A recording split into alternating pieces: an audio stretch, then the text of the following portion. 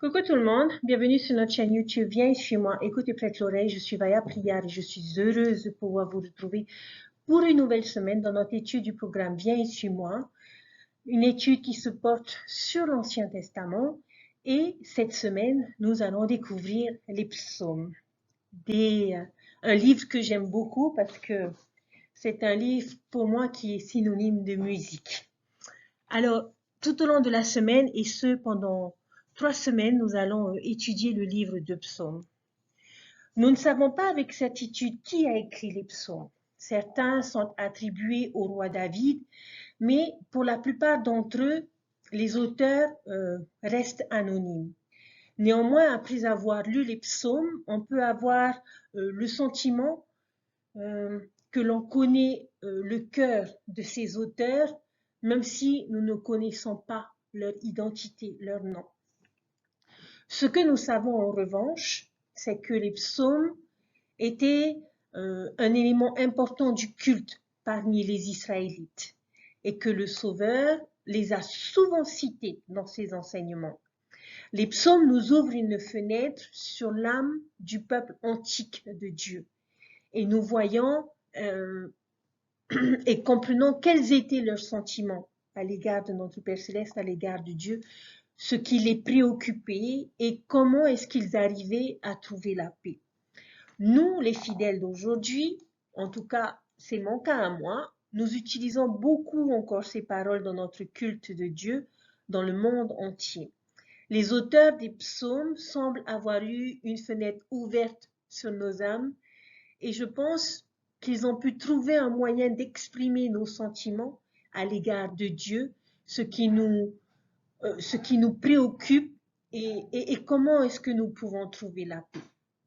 Le livre des psaumes est une collection de cantiques, de poèmes et je dirais de prières sacrées qui sont adressées à Dieu.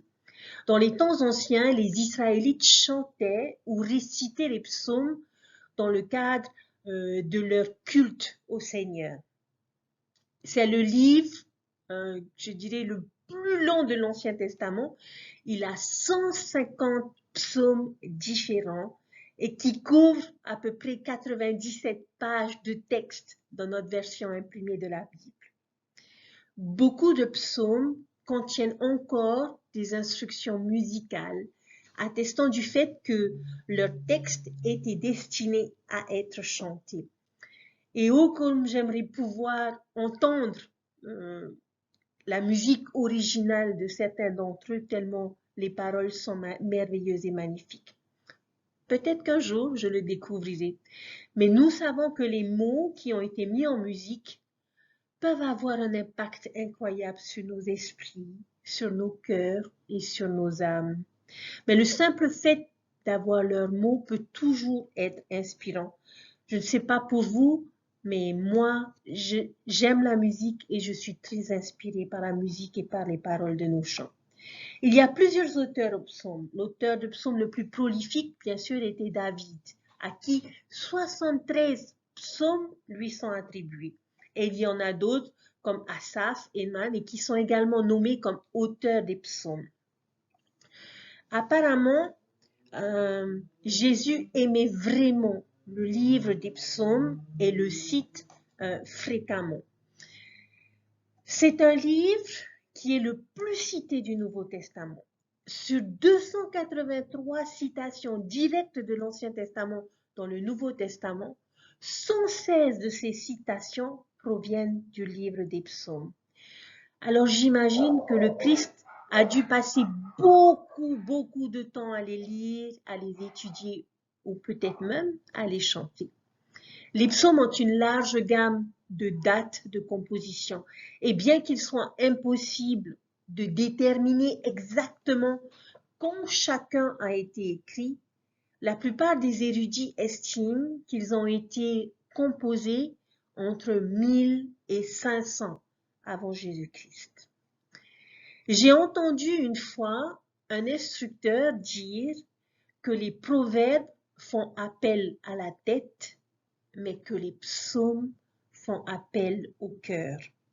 Les proverbes aident les gens à penser, mais les psaumes aide les gens à ressentir. Tout comme assister à un sermon serait une expérience très différente que d'aller à un concert de musique religieuse ou à un programme musical. Mais les deux expériences, chers frères et sœurs, peuvent être spirituellement édifiantes.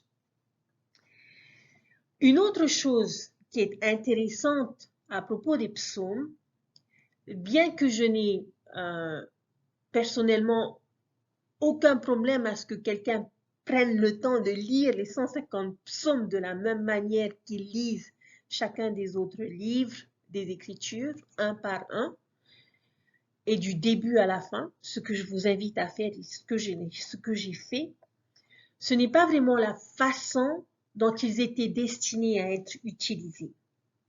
De la même manière que nous ne lisons pas le recueil de cantiques d'un bout à l'autre, au lieu de cela, ils sont destinés à être appréciés et explorés de temps en temps en petits morceaux, un peu ici et un peu là. Et je pense que c'est bien d'avoir des psaumes préférés vers lesquels nous pouvons nous tourner encore et encore lorsque nous en éprouvons le besoin ou lorsque nous sommes dans la détresse. Le but des psaumes est de fortifier la foi, d'édifier le témoignage, de louer Dieu et d'exprimer un large éventail d'émotions humaines. L'une des choses également qui rend l'enseignement du livre des psaumes un peu plus difficile est qu'ils ne sont pas vraiment organisés dans un ordre ou un message spécifique. Un psaume peut se concentrer sur le temple, tandis que le suivant va se concentrer sur la puissance de la parole de Dieu et le prochain sur la louange de la puissance et de la bonté de Dieu. Et ce schéma de sujets alternés va se poursuivre tout au long du livre. Ils ne sont pas vraiment organisés par blocs thématiques. Alors, ce que j'ai décidé de faire pour cette semaine et pour les prochaines semaines, la façon dont je vais couvrir le livre des psaumes ces 3 prochaines semaines va varier un peu de la façon dont le manuel le décompose. Plutôt de couvrir les psaumes particuliers qu'ils nous ont donnés pour chaque semaine, parce que nous avons certains chapitres à étudier cette semaine, j'aimerais simplement aborder le livre de psaumes de manière plus thématique et me concentrer sur certaines des idées principales qui apparaissent tout au long des psaumes et que l'on retrouve dans notre étude de Viens sur moi. Ainsi, lorsque nous couvrons un thème en particulier, nous examinerons comment est-ce qu'il est traité tout au long du livre, plutôt que juste une section confinée se rapportant à ce thème. De cette façon, je pense que nous pourrions avoir une bien meilleure idée de la façon dont les psaumes couvrent vraiment chaque thème dans son intégralité et pas seulement avoir une compréhension partielle de ce thème. Donc, pour commencer notre étude thématique, j'aimerais concentrer notre attention sur un premier thème qui, selon moi, se démarque comme l'un des plus importants et des plus précieux de tout ce livre de psaumes. Et c'est sa représentation de la nature de Dieu.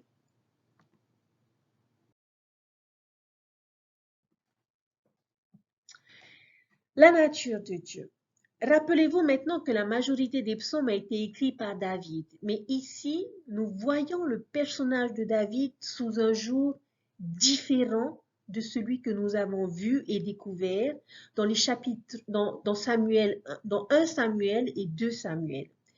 Il y a 2 histoires majeures pour lesquelles nous avons tendance à nous souvenir de David. Quelles sont ces histoires? Nous connaissons tous le moment de sa plus grande victoire, sa confrontation avec Goliath, et nous connaissons le moment de son plus grand échec, c'est-à-dire son adultère avec Bethsabée. Et pour la plupart, c'est tout ce que nous sommes en mesure de raconter concernant David. Mais dans les psaumes, nous avons l'opportunité, chers frères et sœurs, d'entrer dans le cœur de David. Nous allons apprendre à le connaître à la première personne et pas seulement à la troisième personne. Beaucoup des psaumes que David a écrits sont en fait des prières qui étaient dirigées vers notre Père céleste. Peu importe ce que nous pensons des péchés de David, nous allons découvrir à travers cette étude qu'il avait vraiment une relation profonde et remarquable avec son Père céleste et son Sauveur. Et je pense que c'est le genre de relation, en tout cas je l'espère, que nous voulons tous avoir avec Dieu. David s'adresse à lui si personnellement et si familièrement. Nous avons la rare opportunité dans les psaumes d'entendre un grand homme de foi parler à son Dieu. Et c'est ce qu'il fait. Il lui parle et de façon magnifique. David est un maître poète et un maître musicien et nous savons cela dans le livre de 1 Samuel. Quand il était jeune, il a été choisi par le roi Saül pour venir jouer de la musique pour le roi quand il ne se sentait pas bien. C'est ce que l'on découvre dans le chapitre 16 de 1 Samuel. Et j'imagine que la plupart d'entre nous ont probablement fait l'expérience de ce phénomène selon lequel parfois un poète ou un musicien ou une musique peut exprimer les pensées de nos esprits, les sentiments de nos cœurs et le contenu de nos âmes avec des mots et une mélodie mieux que nous-mêmes ne pouvons les exprimer. Et lorsque nous entendons ces mélodies, ces mots, cette musique, nous arrivons à nous connecter plus profondément à ces choses et elles peuvent véritablement renforcer notre foi et notre témoignage. David avait un véritable don pour ça. Et ici, dans les psaumes, il va dresser le portrait d'un Dieu aimant, d'un Dieu miséricordieux et d'un Dieu tendre. Alors, maintenant, il existe de nombreux psaumes différents que nous pourrions étudier pour pouvoir voir ce portrait. Mais permettez-moi de vous indiquer un certain nombre qui, à mon humble avis, sont parmi les meilleurs exemples et qui sont représentatifs. Je vous encourage à étudier chacun des psaumes suivants en ayant à l'esprit 3 questions. La première, qu'est-ce que ces chapitres vous apprennent sur la nature de Dieu? La deuxième, qu'est-ce que ces chapitres nous encouragent à faire à cause du genre de Dieu qu'il est? Et la troisième question, quel est votre verset préféré de chaque psaume et pourquoi? Alors les chapitres que nous allons découvrir ensemble aujourd'hui, ce sont les chapitres 3, 4, 23, 30, 40, 77, 86 et le chapitre 103 et 116.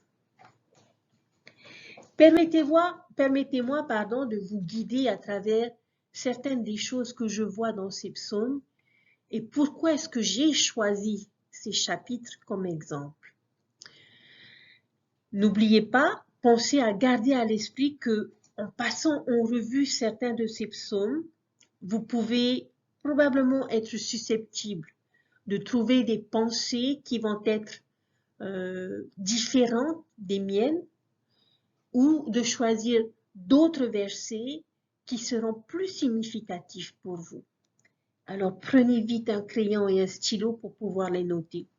Je vais juste passer en revue certaines des idées que je vois en eux. Commençons par Psaume chapitre 3. Nous allons donc commencer par ce chapitre 3. Que nous enseigne ce psaume sur la nature de Dieu? Ici, nous voyons Dieu comme un protecteur, comme un soutien.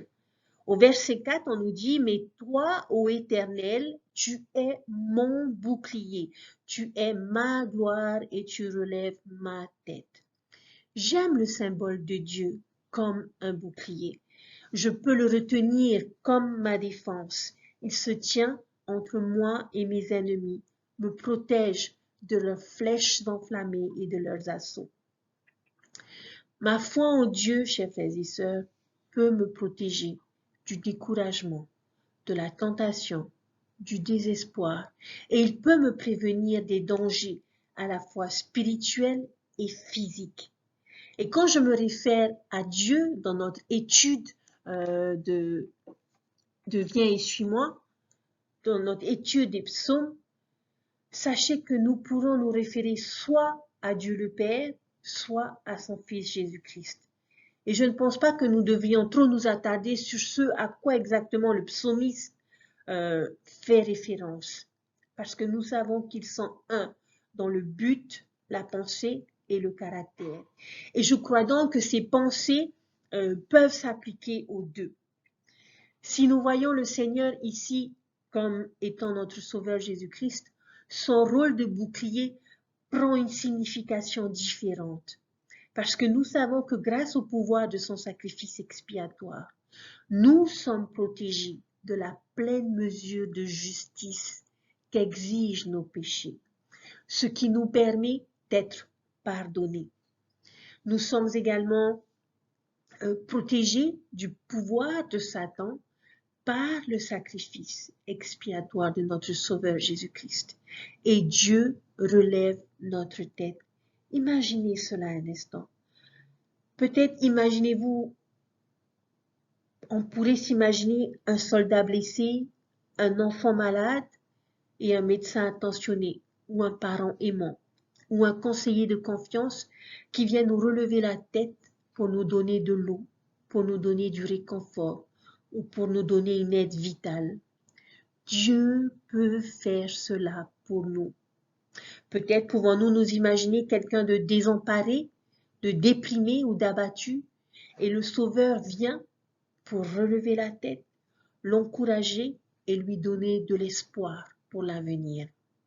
Au verset 5, de ma voix je crie à l'Éternel, et il me répond de sa montagne sainte. Dieu nous entend quand nous crions vers lui. Nos prières ne tomberont jamais dans l'oreille d'un Dieu sourd. Au verset 6, je me couche et je m'endors, je me réveille car l'Éternel est mon soutien. Dieu peut nous apporter du repos et un soutien pour soutenir notre âme.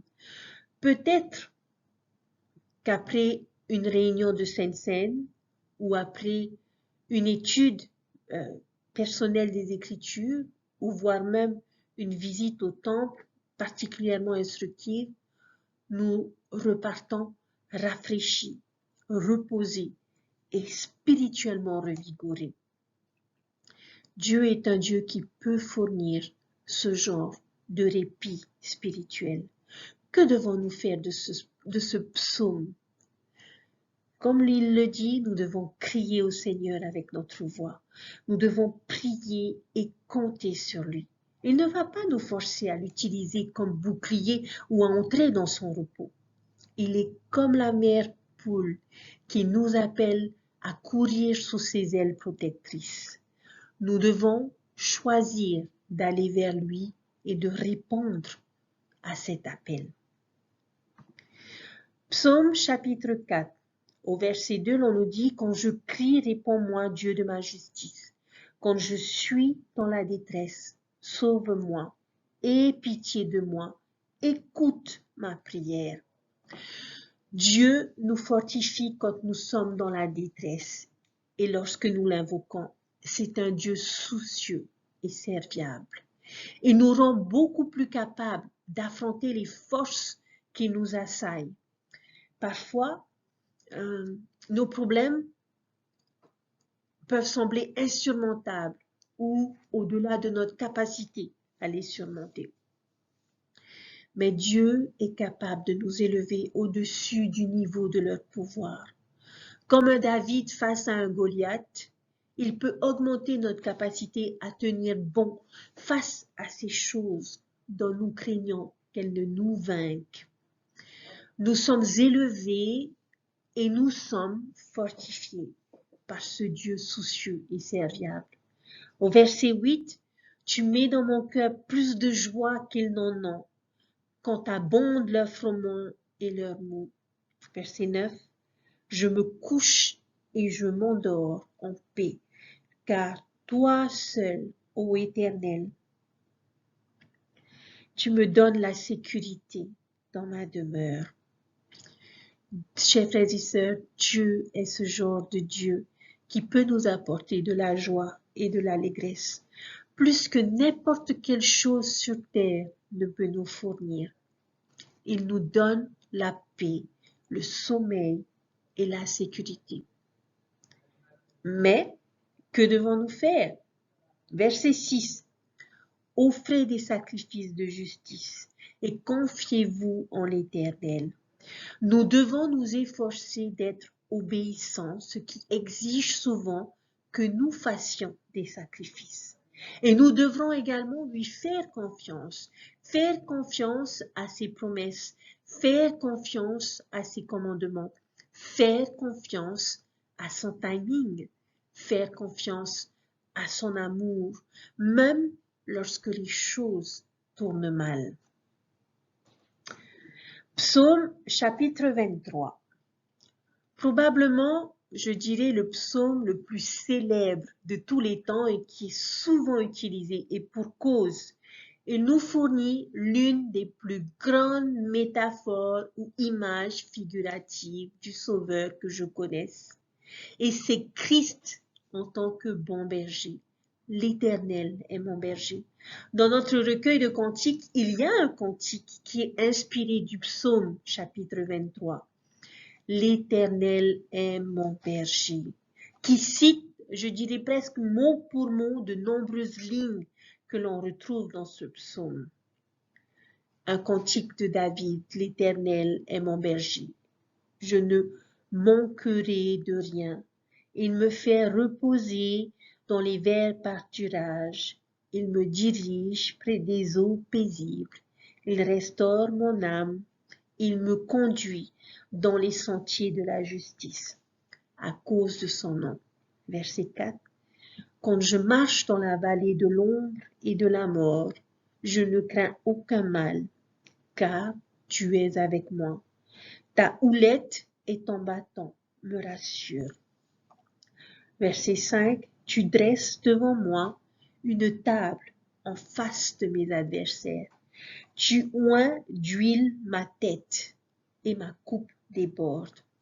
Oui, le bonheur et la grâce m'accompagnent tous les jours de ma vie, et j'habiterai dans la maison de l'Éternel jusqu'à la fin de mes jours. Que devons-nous faire de ce psaume? Chers frères et sœurs, nous devons choisir notre Sauveur comme notre berger. Nous devons rejoindre son troupeau. Psaume chapitre 30, au verset 3, on nous dit « Éternel mon Dieu, j'ai crié vers toi et tu m'as guéri. » Ainsi, Dieu n'est pas seulement un berger pour nous, mais il est aussi un médecin. Il peut me guérir. Il nous guérit du péché. Il nous guérit de la douleur. Il nous guérit de l'adversité. Il peut même nous guérir de la mort. Et j'aime beaucoup cette pensée au verset 6 dans ce chapitre, car sa colère dure un instant, mais sa grâce toute la vie. Le soir arrivent les pleurs et le matin l'allégresse. Oui, chers frères et sœurs, il est vrai que nous croyons en un Dieu aimant, miséricordieux et semblable au bon berger. Mais nous croyons aussi en un Dieu qui châtie, parce qu'il a dit « Je châtie aussi ceux que j'aime, afin que leurs péchés soient pardonnés ». Doctrine et Alliance, section 95, verset 1. Cependant, combien de temps dure cette colère, entre guillemets? Un instant, juste assez pour nous aider à changer et à nous délivrer du péché. Cette tristesse et ces pleurs divins peuvent durer toute la nuit, mais la joie vient le matin. Notre Sauveur ne souhaite pas que nous traversions péniblement la vie en nous condamnant ou en nous frappant la poitrine par culpabilité. Après cette nuit de châtiment nécessaire, il nous invite à nous réjouir le matin. Nous réjouir de quoi? De sa miséricorde et de son pardon. Les versets 10 et 11 réitèrent cette pensée. Écoute, Éternel, aie pitié de moi, Éternel, secours-moi. Et tu as changé mes lamentations en allégresse. Tu m'as retiré mes habits de deuil et tu m'as ceint de joie. N'est-ce pas des belles paroles? En tout cas, moi, ce sont des mots qui me touchent beaucoup. Nous obtenons une autre grande description de Dieu. Il est notre assistant et j'aime l'allitération de cette dernière phrase. Dieu nous ceint de joie. Que devons-nous faire cependant? Toujours dans ce chapitre au verset 9. Éternel, j'ai crié vers toi, j'ai imploré l'Éternel. Faisons donc appel à Dieu. Tournons-nous vers lui pour cette aide. J'ai imploré Dieu. Chapitre 40 au verset 3. Il m'a retiré de la fosse de la destruction, du fond de la boue, et il a dressé mes pieds sur le roc. Il a affermi mes pas. Dieu nous place sur un terrain ferme, sur le rocher de notre salut. L'Éternel est mon roc et il accomplit des merveilles. Il est un Dieu d'enracinement qui apporte stabilité et force dans un monde de valeurs qui ne cesse de changer. Au verset 6, on nous dit « Tu as multiplié, Éternel, mon Dieu, tes merveilles et tes desseins en notre faveur. Nul n'est comparable à toi. Je voudrais les publier et les proclamer, mais leur nombre est trop grand pour que je les raconte. » Notre Père céleste, chers frères et sœurs, est aussi un Dieu de merveilles, un être qui va accomplir des œuvres merveilleuses. Et cela pourrait faire référence aux incroyables miracles qu'il a accomplis dans les Écritures et dans la vie individuelle de tous ses saints, voire de nous-mêmes. Et je suis persuadée que peut-être vous avez personnellement expérimenté l'une de ces merveilles. Cela pourrait également faire référence aux merveilles de sa création, les beautés de cette terre et l'étendue de l'univers, de la beauté délicate de la plus petite fleur à la majesté des planètes et des galaxies. Nous adorons un merveilleux Dieu de merveilles. Une autre pensée puissante de ce psaume se trouve dans le verset 12. « Toi, Éternel, tu ne me refuseras pas tes compassions.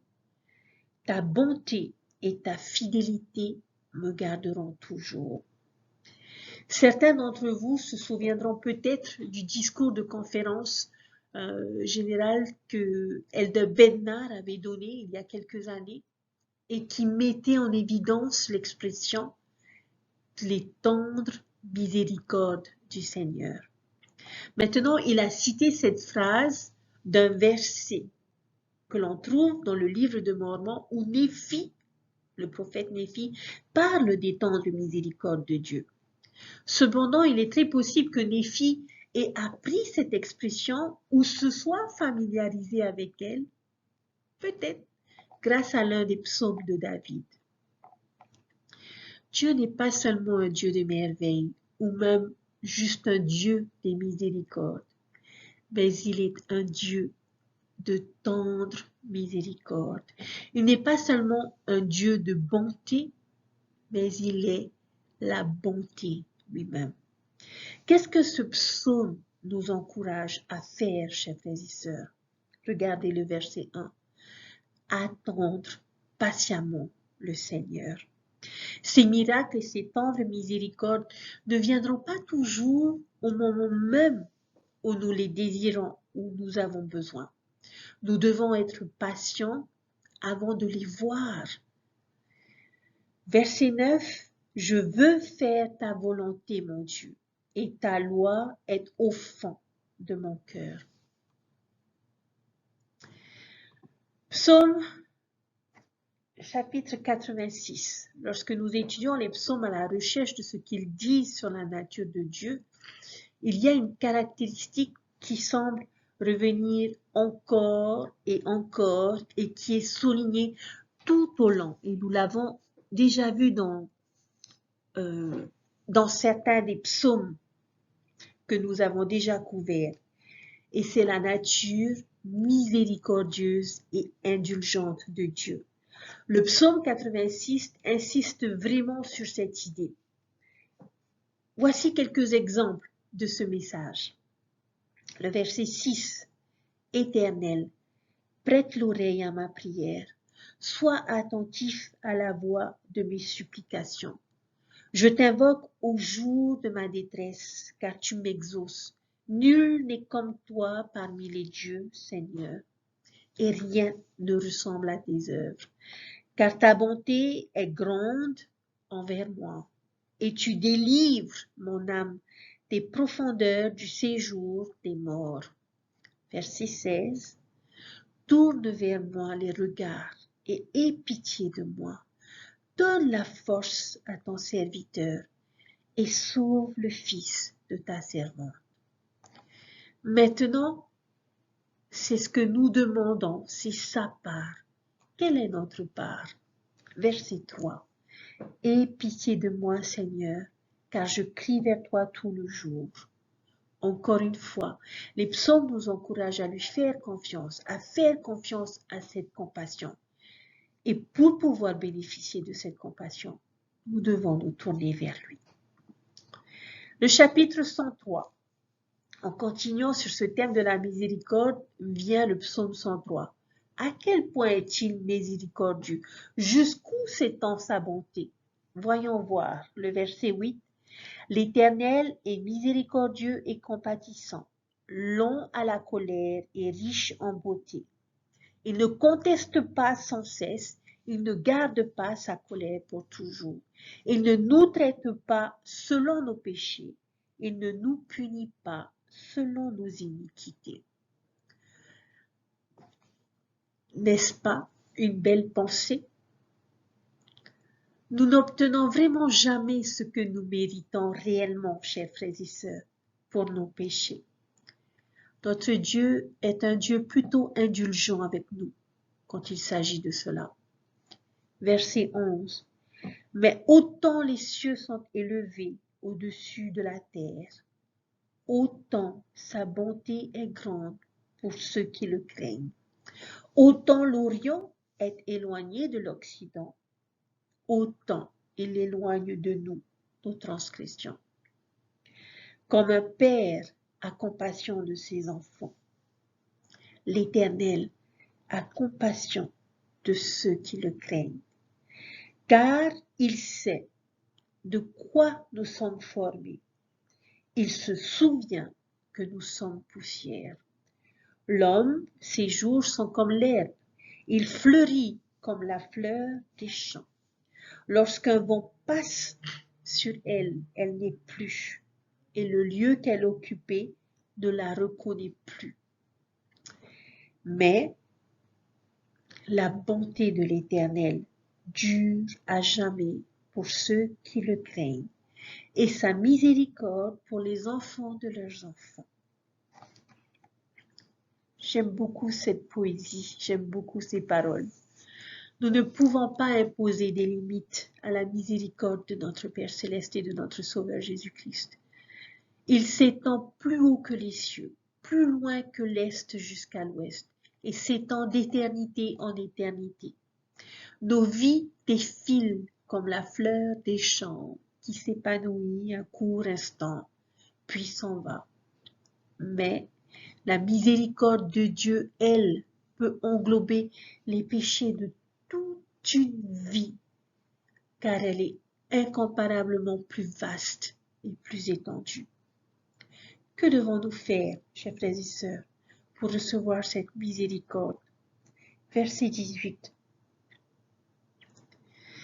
pour ceux qui gardent son alliance et se souviennent de ses commandements, afin de les accomplir. Gardons les commandements. Chapitre 116. Qu'est-ce que j'apprends sur Dieu dans ce chapitre? Verset 5. L'Éternel est miséricordieux et juste. Notre Dieu est plein de compassion. Verset 6. L'Éternel garde les simples. J'étais malheureux et il m'a sauvé. Verset 7. Mon âme retourne à ton repos, car l'Éternel t'a fait du bien. Verset 8. Oui, tu as délivré mon âme de la mort, mes yeux des larmes, mes pieds de la chute.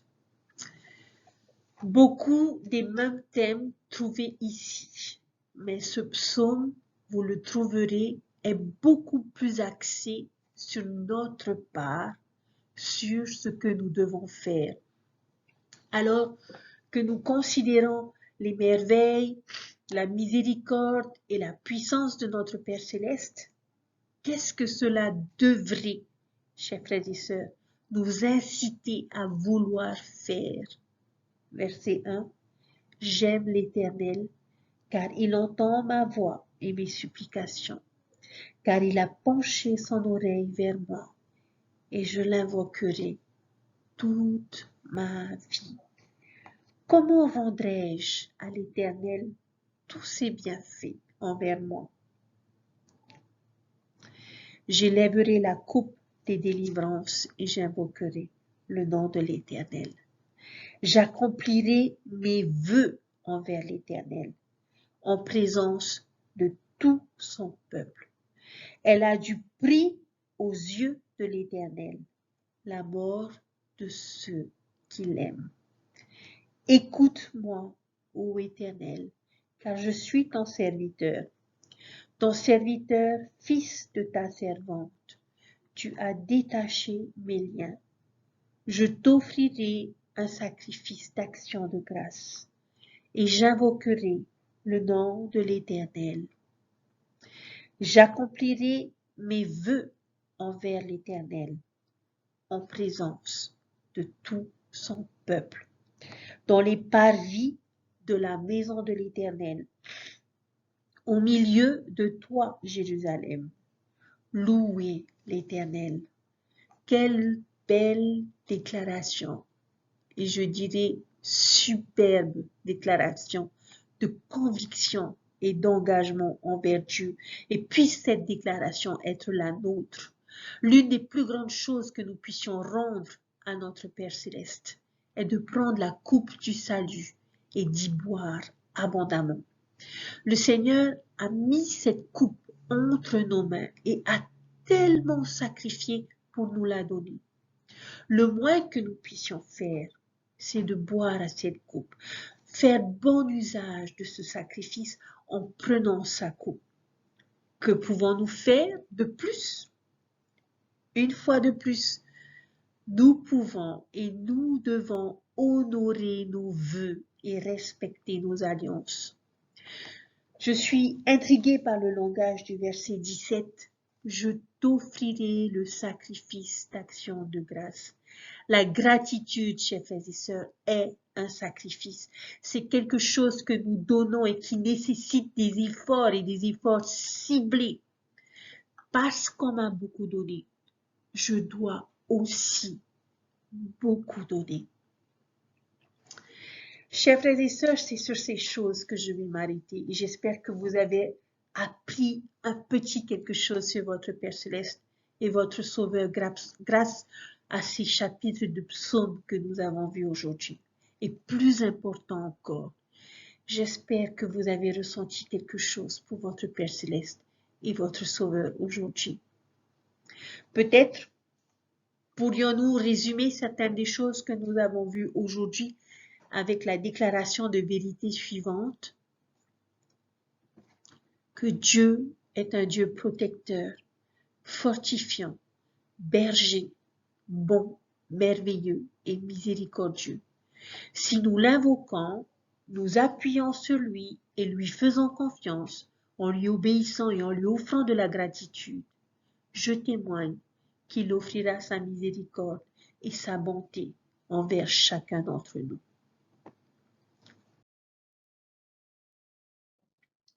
Je voudrais conclure, chers frères et sœurs, en vous rappelant, en tant qu'auditeur, que le livre des psaumes concerne beaucoup plus le cœur que la tête. Avez-vous ressenti leur pouvoir jusqu'à présent? Avez-vous appris à connaître votre Dieu et Sauveur à un niveau plus personnel aujourd'hui? Je l'espère sincèrement et je vous encourage à revenir fréquemment aux psaumes de votre étude des Écritures, non pas seulement à les lire en une seule fois, bien que cela puisse aussi être bénéfique, mais je vous invite à les lire par petits extraits, un peu ici et un peu là. Et je vous promets qu'en le faisant, vous arriverez à connaître le caractère et la nature de votre Dieu à un degré plus profond que jamais auparavant. Dieu est le genre de Dieu avec qui nous pouvons nous sentir à l'aise pour parler de n'importe quoi, nos joies et nos succès, ainsi que nos peines et nos échecs.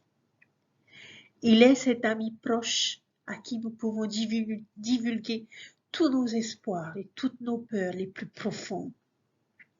Je prie pour que nous, comme David, nous puissions développer ce même genre de lien, implorant, louant, aimant, confiant, familier et chaleureux avec notre Dieu et notre Sauveur. Je prie notre Père Céleste que nous soyons bénis tout au long de cette semaine et des prochaines semaines, et qu'à travers notre étude de psaumes, que les versets, les paroles et les mots que nous lirons puissent être l'expression sincère de nos sentiments.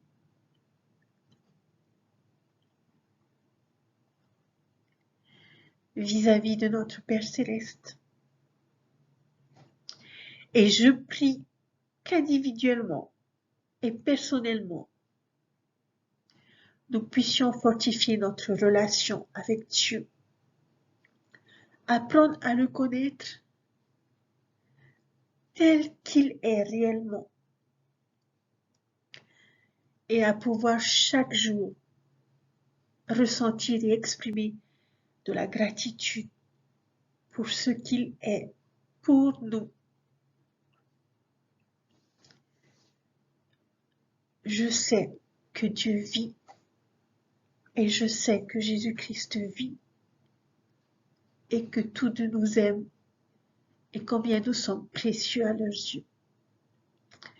Puissions-nous apprendre à mieux les connaître pour pouvoir davantage nous rapprocher d'eux et pouvoir ainsi entretenir une relation si étroite avec eux que nous n'aurons de cesse de nous réjouir et d'être reconnaissants pour leur présence dans notre vie. Je prie que nous soyons bénis et que chacun de nous puissions fortifier notre relation avec Dieu et avec notre Sauveur Jésus-Christ. Cet évangile est merveilleux et je prie que vous entendiez la douce mélodie de ces psaumes et que ces paroles puissent toucher votre cœur, vous parler et vous témoigner que Dieu est un Dieu juste, bon et miséricordieux. Au nom de Jésus-Christ. Amen. Je vous souhaite une bonne semaine, chers frères et sœurs. Une merveilleuse découverte. Et je vous dis à très bientôt pour une prochaine vidéo.